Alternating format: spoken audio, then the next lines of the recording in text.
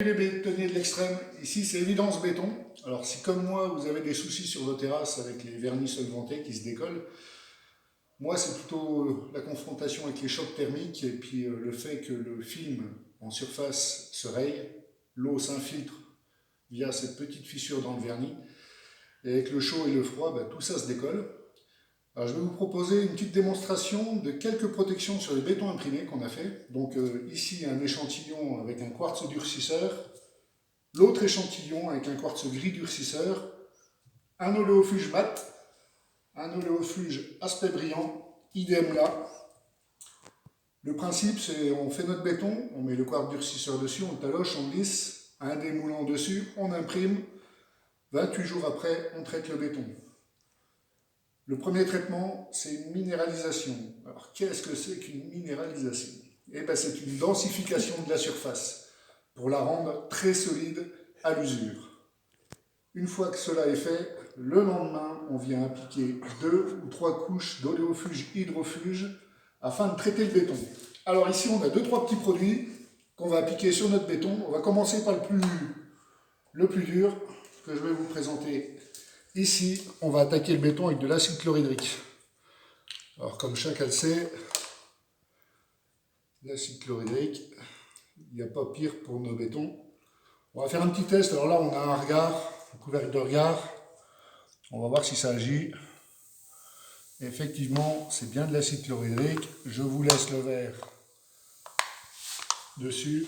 Premier béton imprimé avec une protection, avec un oléofuge hydrofuge mat. Donc vous voyez là la réaction au bout de quelques secondes sur le regard, ça mousse, c'est ouvert, ça attaque tout le béton.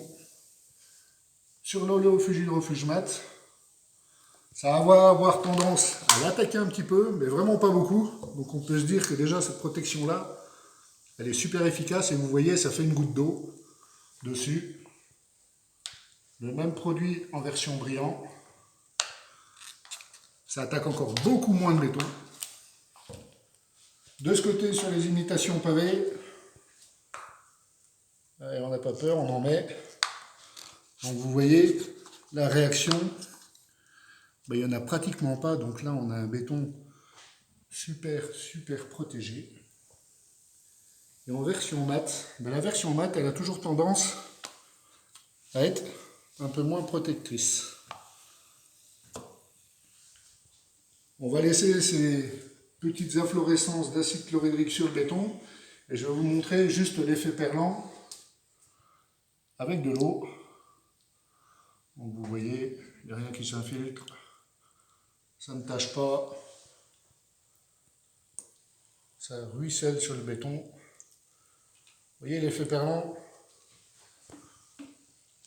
Alors pendant qu'on y est à faire nos tests, comme on est souvent amené à travailler autour des piscines, on va faire 2-3 tâches avec un peu du chlore.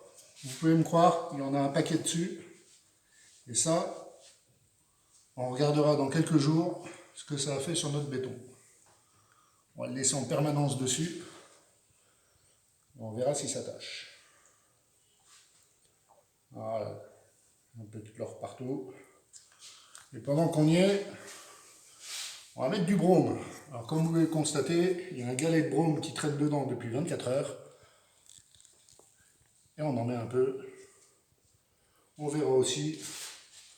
Alors vous voyez, là, ici et ici, c'est de l'eau. Ici, c'est du chlore. Ici, c'est du chlore. Là, c'est de l'eau. À côté de l'eau, on va mettre un peu de brome. Voilà, vous voyez, ça fait une belle goutte d'eau. Pareil ici. Et pareil ici.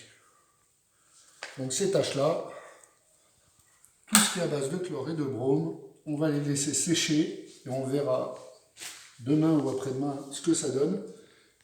Et ce que vous pouvez constater, c'est qu'avec l'acide chlorhydrique, il y a une petite action, mais comparé à l'action qui est sur un béton qui n'est pas traité, ça n'a rien à voir.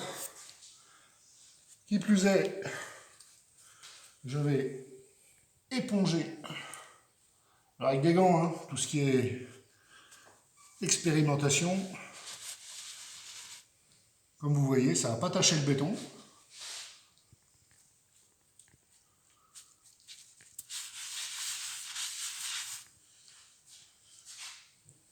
La version mat.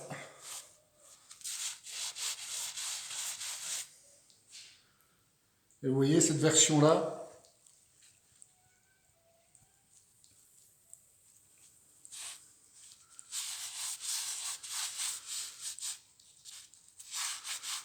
voilà pour ce qui est des tests. On laisse agir et on se retrouve dans 48 heures. Salut les bétonniers de l'extrême, à bientôt de la part d'Évidence Béton.